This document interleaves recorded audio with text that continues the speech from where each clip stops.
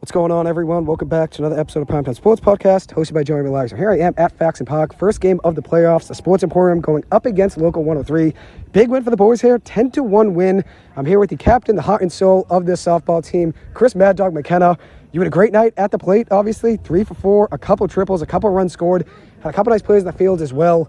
What did you see from this team tonight? Obviously, that 7-run fourth inning really broke the game open, but overall, offensively, defensively, pitching, talk about any facet of the game that you want. Dude, the 7-run inning is absolutely great, obviously, but I mean, we didn't even really need it because our defense was so locked in, you know? Yeah. Like, every inning, I think we got the first out or the first 2 outs at least, you know?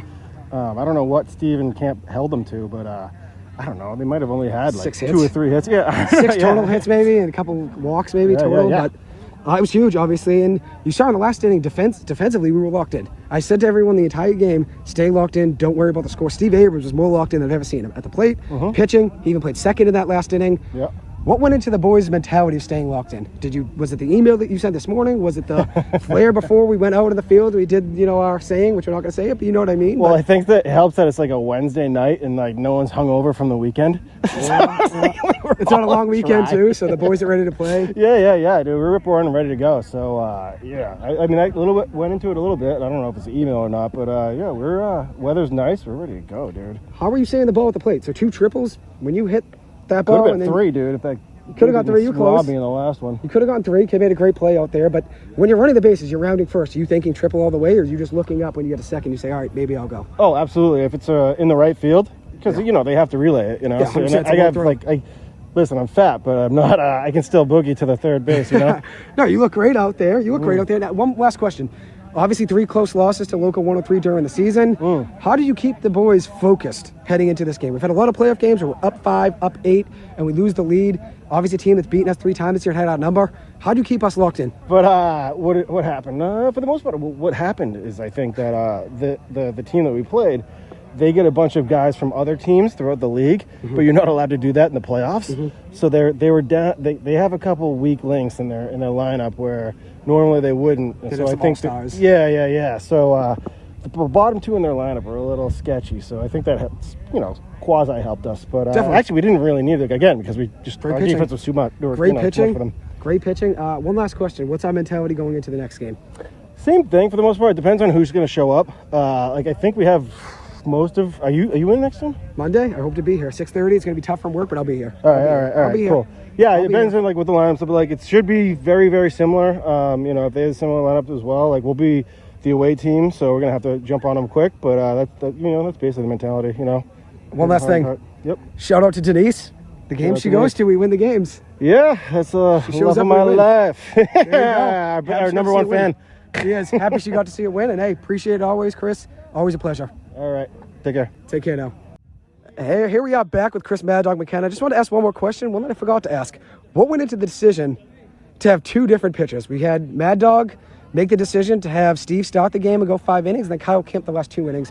What went into that decision? Well, we're actually going to have him do 4. Steve start 4, and then Camp go 3. But Steve was just dealing so well. But we kind of been dabbling, or at least talking about it throughout the year, being because we obviously didn't. We've only had them both play a couple times each, throughout the year. But we were like, you know what, it would be interesting if we did that. Just kind of totally switch it up on the other team. So and they wouldn't be ready. Yeah, I mean, you saw because Camp has a different pitching style this year. He does. Yeah, when Camp gets out there, first 2 plays, hard hit ground balls at me. Yeah. Last inning even, hard hit line drive at him. I found that ball. I didn't expect to make that play, by the way. Yeah. Did not expect it. The hard hit line drive off Camp's glove at the mound. Oh, to me on a deflection. dude, I pick it up filthy. on a bare hand. I chance across the diamond, across my body. Pat had a great stretch. Did not expect to make that play, but what I love about our 2 pitchers that we saw tonight, they throw very differently. They both can field the ball. They're both hustling. They're both talking the whole game, saying, hey, watch the ball up the middle, watch the ball here.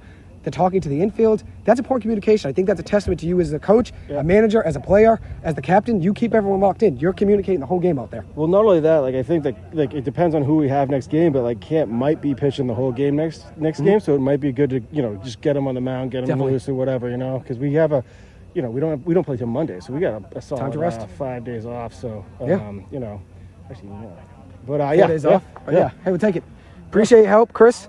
Thank you for coming on the podcast as always. Always a pleasure. Thank Take you. care now.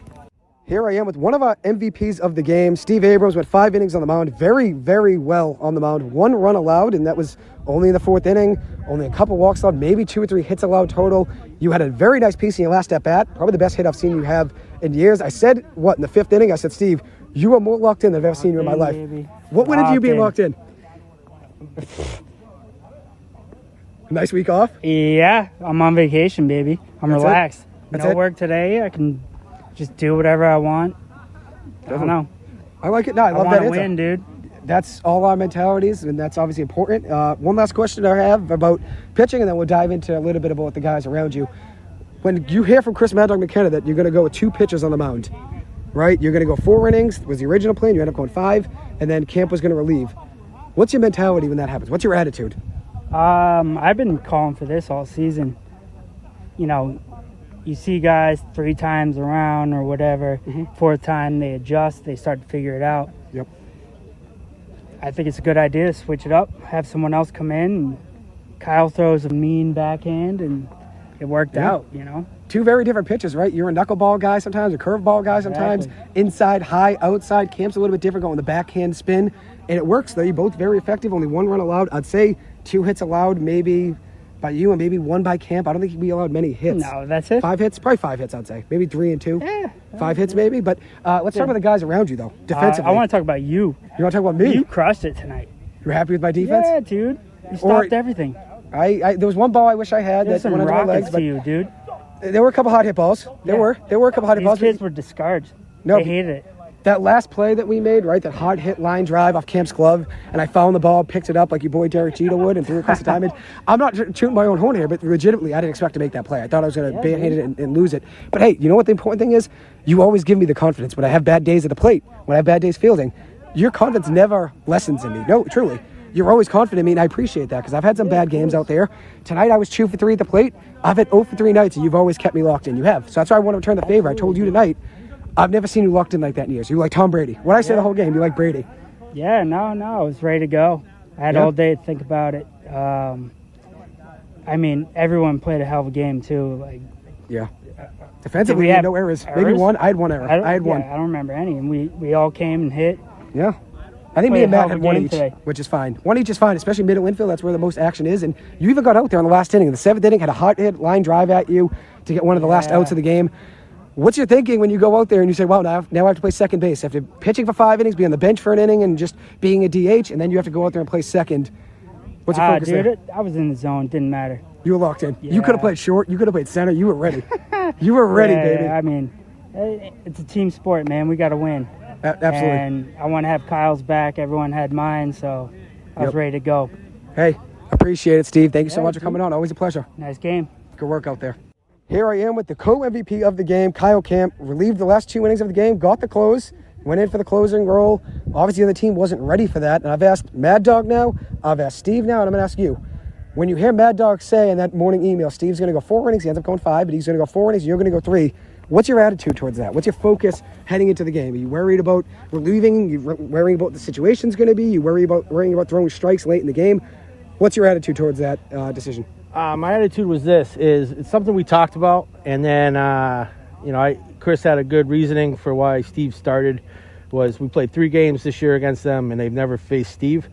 So we'll start with them, and we'll see how it goes. And Steve pitched a gem. He pitched 5 great innings, and then I went in. I was a little nervous, but what I did today is I watched Major League 1 and 2. Great movies. And I watched Ricky Vaughn come in at the end of the movies, close it out. So when I went in, I sang to myself "Wild Thing." Wild Thing. So it might be my new nickname, Camp Wild Thing.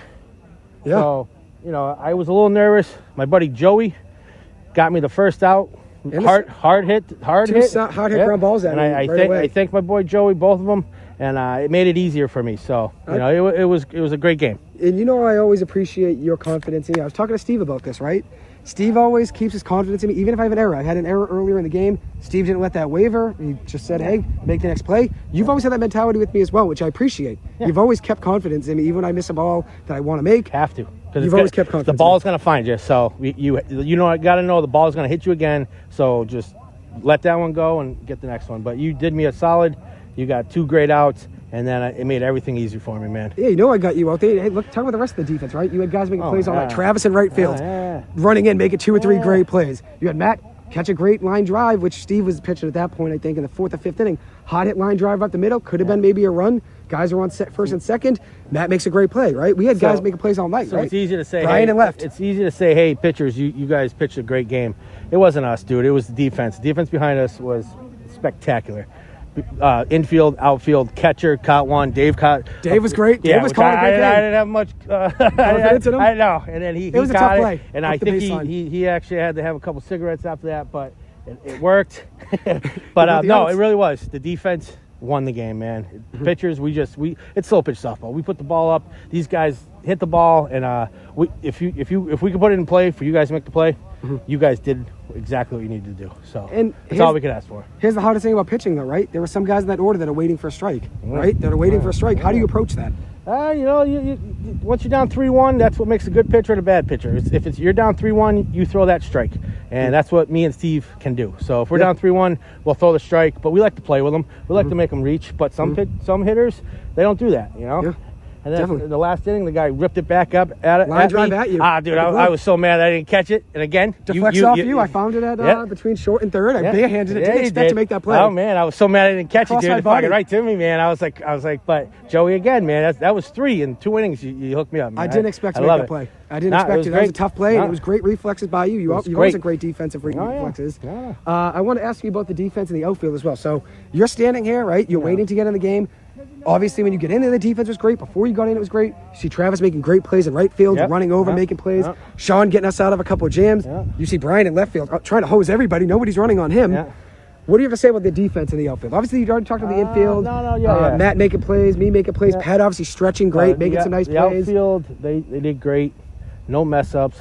When they couldn't catch the ball, they hit the cutoff guy. They went to second. They threw it where it needed to be. There was no extra bases today, which was great. No, that's huge. Really, and that's the whole game. Our defense, literally no mistakes. I think today we did great. And if you look at you at the plate, right, 1 for 3. You did get yourself up in some big situations. That first inning, you got us a chance to score a run. I think you had an RBI, or you actually moved the runner along with the single. Then it became bases loaded. But you were obviously locked in all year hitting, and then you missed some games as well. So what's your approach when you get up to the plate tonight? After missing maybe a week or 2, you were on vacation, you were down the Cape.